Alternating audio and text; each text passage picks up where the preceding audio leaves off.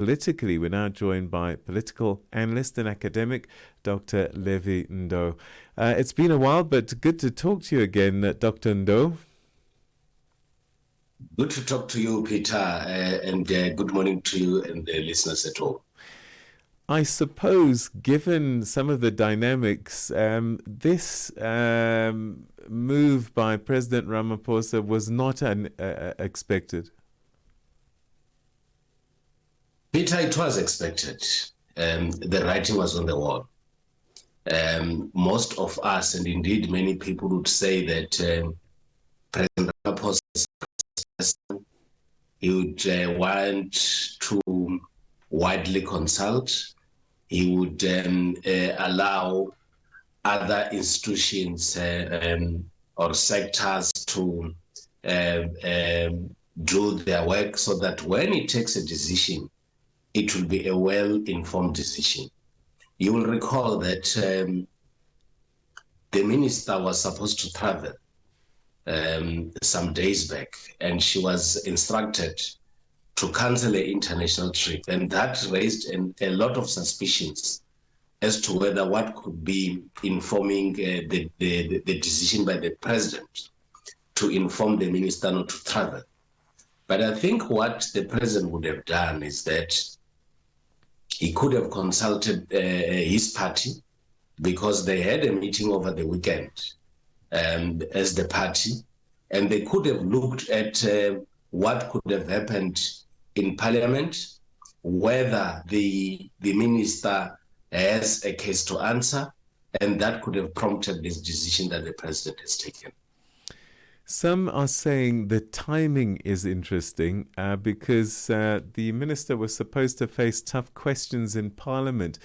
Do you think that this was strategic so that the public don't get a chance to see this grilling and possibly embarrass the ANC? What I suspect is that indeed the timing should have informed this decision, and to say she has to get out of office before she could go and meet Parliament today. It could have been informed by some sort of consultations that could have taken place, and they could have come to an agreement or conclusion that the minister could not be able to escape the parliamentary processes. MPs appears to be well armed to face the expelled minister, and she couldn't have anywhere to run to. But that also takes us to another area in terms of governance, that I think some of the ministers always venture into a wrong space, venture into administration and want to do the details, because with the manner in which the minister was responding previously, she appears to have taken over the responsibility of the administrators, which is an area where ministers are supposed to venture into. And I think most of the ministers in the past have been in hot water because they ventured mostly into their space where they're not supposed to be participating. Some people might say this is all smoke and mirrors because the president fired the Democratic Alliance's deputy president for some might describe a far less infraction. And then, of course, the Senzo Mchunu case continues, and he continues, whilst albeit on special leave. He hasn't been fired. So it makes it really difficult for him not to take action, I'm guessing. What is very important is to look at each case based on its merits. The deputy minister of the Democratic Alliance defied the president. He made an application to travel, and before such is approved, he decided to travel. That is in defiance of the state president. Minister Mchunu has allegations, and very serious allegations, and these allegations have not yet been tested. Someone says he has done wrong, and he says I've done nothing. But worse is that the allegations that are made ventures into all the three arms of government. It involves the executive, it involves those that are in parliament, it also involves the judiciary. And what do you do in this situation? You need to conduct thorough investigation because everyone appears to be involved in this case. And if you only deal with one aspect, you might not be able to deal with the entire road. So I think the president could have decided to go for a commission of inquiry so that he or the commission is able to deal with the entire road. Now, with the Minister of Education, the minister appears to have lied to Parliament.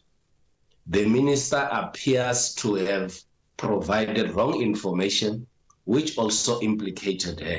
But worse is simple things that at times we don't consider. The body language, the posture of the minister whilst she was called to account says a lot about public representatives. And I think some could have learned from the minister's conduct. And based on that, it could have influenced the president to take such a decision. So we're still going to have many of these kind of activities, and the president has to be very, very careful when taking a decision, because whatever decision that the president has to take would have a trail and precedence matters when you're running government. So is this issue just about her misleading Parliament, or are there bigger issues at play at the Ministry of Higher Education? And if there are, then is Buti Manamela the person to replace her, because he'd been there all along? You wouldn't know if there are other issues that the minister could have done, which has created a situation where the president has to opt for a harsh punishment. But there are many factors at play. You have got other parties that are worried that there are certain ministers that are not accounting.